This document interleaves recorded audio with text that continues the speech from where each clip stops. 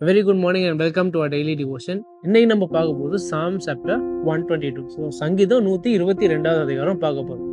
So இதில் நம்ம ஒரு சின்ன சம்மரியாக பார்க்க போகுது. இந்த சங்கீதம் வந்து சாம் பை டேவிட். ஸோ டேவிட் எழுதுனா ஒரு சங்கீதம். டேவிட் என்ன பண்ணுறாரு, இப்போ ஒரு பில்கிரிமேஜ் போகிறாரு, ஒரு ட்ராவல் பண்ணுறாரு. எங்கே போகிறாருன்னா ஜெருசலேமுக்கு போயிட்டு இருக்காரு. ஸோ அவர் என்ன பண்ணுறாரு, இதில் முதல் 2 வசனத்தில் என்ன பண்ணுறாரு, சந்தோஷம் செலிப்ரேட் பண்ணுறாரு.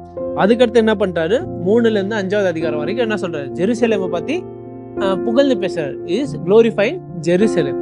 அதுக்கப்புறம் இறுதியில் என்ன சொல்றாரு, ஜெருசலேம்ல இருக்க ஆண்டவரோட மக்களுக்கு சமாதானம் இருக்கட்டும்னு ஜெபம் பண்றாரு. ஸோ இதுல நம்ம ஃபோக்கஸ் பண்ண போறது வந்து verse 6. So Psalms chapter 122 verse 6 7ல கொஞ்சம் ஸ்டேஸ், pray for the peace of Jerusalem, may they be secure who love you. நான் சொல்றேன், pray for the peace of Jerusalem, may they be secure who love you.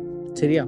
So இதுல நம்ம என்ன எடுத்துக்க போறோம்னா, சரி இங்க பாருங்க, ஃபர்ஸ்ட் டேவிட் வந்து ஒரு பில்கிரிமேஜ்னா நார்மலாக தனியாக தான் போவாங்க. எல்லாம் பர்சனல் ஸ்பிரிச்சுவல் க்ரோத்துக்காக தான் என்ன பண்ணுவாங்க, அவங்க தனிமையான ஆவிக்குரிய வாழ்க்கைக்காக தான் என்ன பண்ணுவாங்க, இந்த மாதிரி பில்கிரிமேஜ்லாம் போவாங்க நார்மலா இந்த யாத்திரிகள். ஸோ டேவிட் என்ன பண்றாரு, அவரோட பர்சனல் க்ரோத்துக்காக தான் என்ன பண்றாரு, இந்த டிராவல் பண்றாரு.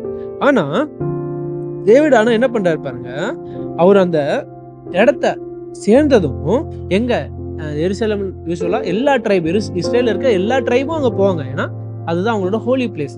ஸோ எல்லா ட்ரைபும் போற இடத்துல ஃபர்ஸ்ட் என்ன நோட் பண்றாரு பாருங்க, அது ஆண்டவரை ஆராதிக்கிற அந்த நோக்கம், the goal of praising God, worshiping God unites all people. என்ன பண்ணுது, எல்லா மக்களையும் என்ன பண்ணுது, ஒற்றுமைப்படுத்துது. It's uniting them. ஸோ 12 ட்ரைப்ல இருக்க எல்லா இஸ்ரேல் மக்களும் என்ன பண்றாங்க, ஆண்டவரை துதிக்கணும்னா இணைஞ்சிடறாங்க, ஒற்றுமையா இருக்கிறாங்க.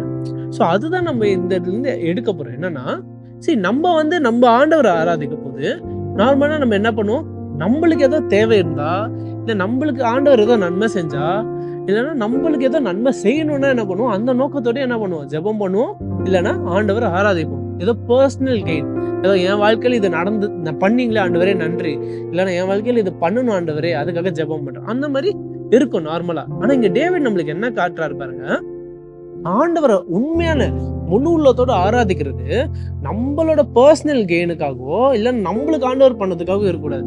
ஆனா என்ன இருக்கணும், ஆண்டவர் மக்களுக்கு எல்லாம் பண்ணதா இருக்கணும். ஸோ உங்களுக்கு தெரிஞ்சவங்களுக்கு யாரோ ஆண்டவர் நல்லது பண்ணாங்களா, ஆண்டவரை துதிங்க. உங்களுக்கு தெரிஞ்சவங்களுக்கு ஏதோ தேவை இருக்கா, ஜெபம் பண்ணுங்க. அதுக்கும் உங்களுக்கு தெரிஞ்ச நண்பரோ, உங்க குடும்பத்திலோ, இல்லைன்னா நம்ம தேசத்துக்கோ, இல்ல நம்ம உலகத்துக்கோ ஏதோ ஆண்டவர் அற்புதம் செஞ்சிருக்காரா, இல்ல ஏதோ தேவை இருக்குதா, என்ன பண்ணுங்க. அப்பவும் என்ன பண்ணணும், நம்ம ஆண்டவரை துதிக்கணும் அதே எனர்ஜியோட. நம்மளுக்கு ஏதோ தேவை இருக்க போது மட்டும் எப்படி துதிக்கிறோமோ அதே மாதிரிதான் என்ன பண்ணணும், நம்ம எல்லா சூழ்நிலையிலும் இந்த மாதிரி நிலைமைகளையும் துதிக்கணும். நம்மளுக்கு தேவை இருக்க போது மட்டும் உபவாசம் செஞ்சு கண்ணீரோட ஆண்டவரை துதிச்சு, இல்லைன்னா ஆண்டவர்கிட்ட ஜெபம் பண்ணிட்டு, நம்மளுக்கு இதுல இவங்களுக்கு தானே உங்களுக்கு ஜெபம் பண்ற சிஸ்டர்னு சொல்ல போது அப்போ மட்டும் நம்ம என்ன பண்ணக்கூடாது, சரி இவங்களுக்கு தானே அப்போ நான் கொஞ்ச நேரம் ஜெபம் பண்றேன், அப்போ உபவாசம் இருக்க மாட்டேன், அப்படி இருக்கக்கூடாது. See, true worship is something that unites all of God's people. So நம்ம என்ன பண்ணோம், உண்மையில ஆண்டவர் பிரசன்னத்துல போகும்போது, அவர்கிட்ட ஜெபம் பண்ண போது நம்மளுக்கு எப்படி ஜெபம் பண்றோமோ ஃபர்ஸ்ட் முதல்ல நம்ம என்ன அறிஞ்சிக்கணும், நம்ம எல்லாருக்கும் ஜெபம் பண்ணணும், எல்லாருக்கும் என்ன பண்ணணும், அழுகணும், எல்லாருக்கும் என்ன பண்ணணும், ஆண்டவர்கிட்ட போய் ஆராதிக்கணும். சரிங்களா? எல்லாருக்கும் பண்ண நன்மைக்கு என்ன பண்ணணும், ஆண்டவரை அதே உள்ளத்தோட என்ன பண்ணணும், நன்றி சொல்லணும். ரெண்டாவது அந்த அதே உள்ளத்தோட நம்ம என்ன பண்ணணும், ஆண்டவர்கிட்ட கேளுங்க. அது இந்த மாதிரி விஷயங்கள் தான் நான் என்ன சொல்லுவேன், எப்பவுமே ஆண்டவர்கிட்ட ஜெபத்துல கேட்கணும். ஆண்டவர் எனக்கு அந்த மாதிரி ஒரு இருதயத்தை கொடுங்க, இந்த இருதயத்தை அந்த மாதிரி மாற்றுங்க ஆண்டவரே, ஏன் நோக்கத்தை அந்த மாதிரி மாற்றுங்க ஆண்டவர்.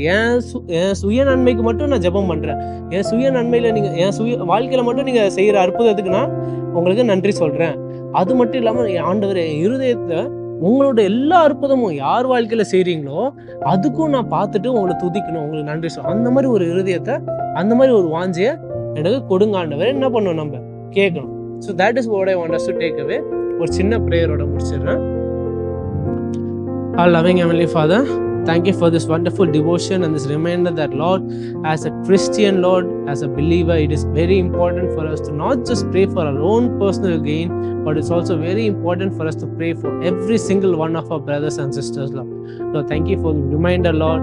And Lord, secondly, Lord, please give us the heart, Lord, a heart that earnestly seeks to praise you for all the good things you are doing in everyone's lives, and a heart that earnestly seeks to pray for you, to seek you in times of not just my own personal need, but for every other need as well, Lord. All of this in Christ's name I pray. Amen.